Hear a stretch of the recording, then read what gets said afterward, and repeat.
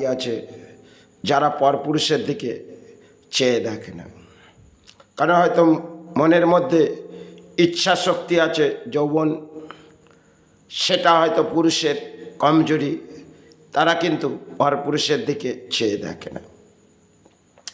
এ ধরনের খুঁজলে হয়তো খুব কম পাওয়া যাবে, কিন্তু আজকের সমাজে আর হয়তো পুরুষের দেখা গেল যৌবনও একটা ভয়ঙ্কর, আর নারীর তার শারীরিক চাহিদার আছে, আর পুরুষ তাকে মেটাতে পারে না, কিন্তু তারা নিজের ক্ষমতাটাকে ধরে রাখে। এ ধরনের কিছু পুরুষ আছে যারা পর নারীর দিকে চেয়ে দেখে না।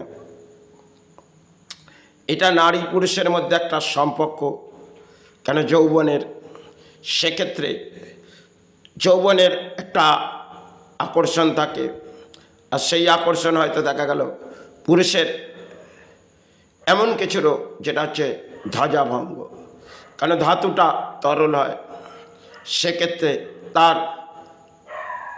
তাকে সেই মনোশক্তি দিয়ে তাকে ইচ্ছা সেই পূরণ করতে পারে না,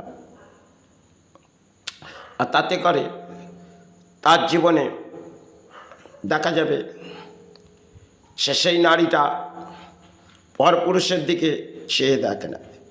এ ধরনের কিছু নারী আছে এখনো এই সমাজে, তবে যেটা আছে সেটা হয়তো অংশের ভাগ কম, কারণ বহু নারী আছে দেখবেন পুরুষ খুশি না দিতে পারলে পরপুরুষের কাছে চলে সে তার খুশি মানিয়ে নেয়। নিজের জীবনে হয়তো দাম্পত্য জীবনে যৌবনের একটা খুশি, সেটা কিছু পুরুষ আছে যেটা তাকে তার চাহিদা পূর্ণ করতে পারে না, এবং তার কামশক্তি সেই ধরনের জেগে ওঠে না, তাই তার কামশক্তি লড়াই করার মতন থাকে না। এ ধরনের হয়তো এটা একটা রোগ সৃষ্টি হয়, সেই রোগের আকার কিন্তু পরবর্তী সময় বেড়ে গভীর আকারে চলে যায়, তখন পুরুষ ভেঙে পড়ে এবং নারীর মনোবল সেখানে কমজোর হয়, কারণ রাত হলে তার যৌবনের একটা খিদে, সেটা হয়তো পেটের খিদেটা হয়তো পুরুষ তাকে অন্নে দিচ্ছে, কিন্তু যৌবনের খিদে সেটা যিনি কাটাবে তিনি বুঝতে পারবেন। তাই যৌবন সম্বন্ধে আমার এ ব্যাখ্যা করা উচিত নয়, কিন্তু আমি দাম্পত্য জীবনে হয়তো যে সময় ভারতবর্ষের মাঝে বোম্বাই ছিলাম, তখন বিবাহযোগ করলাম এবং এসে গেল ধাতুর সমস্যা, সে ধাতুটা নিয়ে বহু ডাক্তার ঘুরেছি, সেখানে কোনো ইলাজের হয়তো পথ আমি খুঁজে পাইনি, এবং সেখান থেকে আমার নার্ভের সমস্যা সমস্ত কিছু একের পর এক রোগ যেন আকারে বাড়লে, সে সময় আমি মহারাষ্ট্র ছেড়ে বাংলার মাঝে এলাম, কারণ সে জায়গায় ভাবলাম যে এই জায়গায় এত বড় কর্মস্থান আর আমার মনোবল ভেঙে পড়ছে, সেখানে সে নারীকে রাখা যায় না, সেই হিসেবে আমি বাংলায় সরে এলাম। এটা 2003 সালে আমি চলে এসেছিলাম।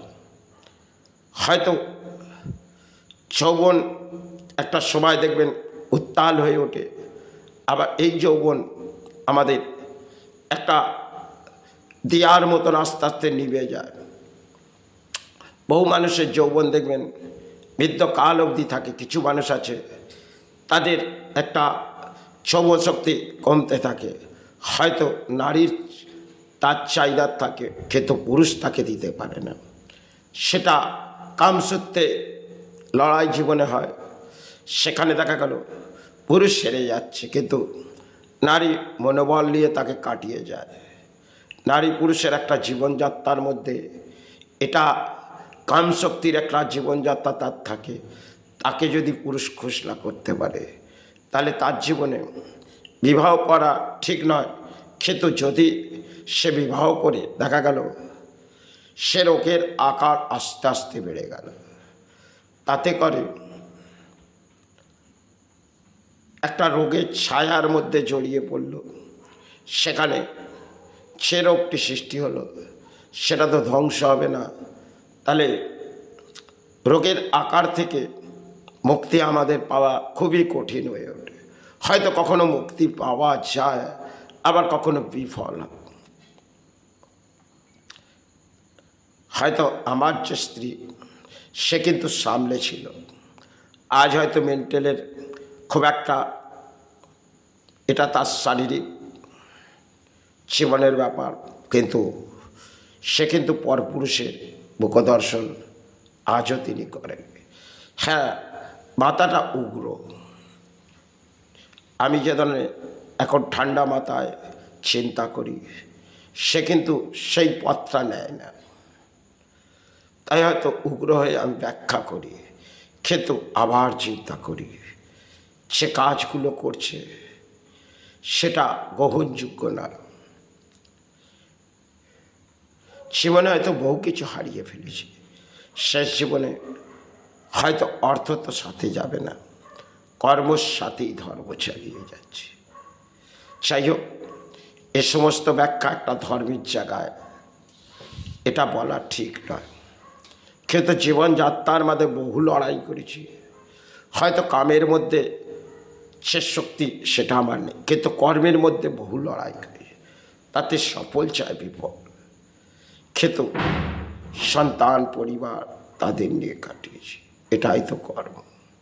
যাই হোক, জয় গুরু, জয় মাই।